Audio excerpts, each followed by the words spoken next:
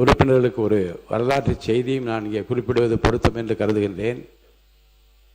தமிழ்த்தாய் வாழ்த்து 1970ஆம் ஆண்டில் இருந்து பாடப்பட்ட அந்த வரலாற்று செய்தியோடு இந்த மாண்புமிகு பேரவையில் 1991ஆம் ஆண்டு தான் முன்னாள் முதலமைச்சர் புரட்சி தலைவி ஜெயலலிதா அம்மா அவர்கள் முதலமைச்சராக இருந்தபோது முதல் முறையாக பேரவையில் தமிழ்த்தாய் வாழ்த்து பாடிதான் தொடங்க வேண்டும் என்கின்ற அந்த நடைமுறை பின்பற்றப்பட்ட அந்த வரலாற்று செய்தி இங்கே குறிப்பிடுவது பொருத்தம் என்று கருதுகின்றேன். மாண்புமிகு உயர்கல்வித்துறை அமைச்சர் அவர்கள் உறுப்பினர்களுக்கு ஒரு வரலாற்று செய்தியும் நான் இங்கே குறிப்பிடுவது பொருத்தம் என்று கருதுகின்றேன்.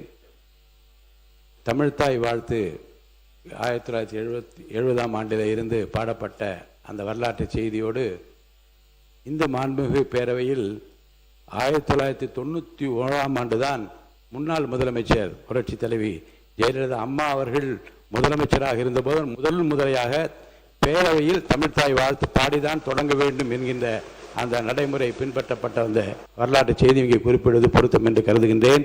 மாண்புமிகு உயர்கல்வித்துறை அமைச்சர் அவர்கள்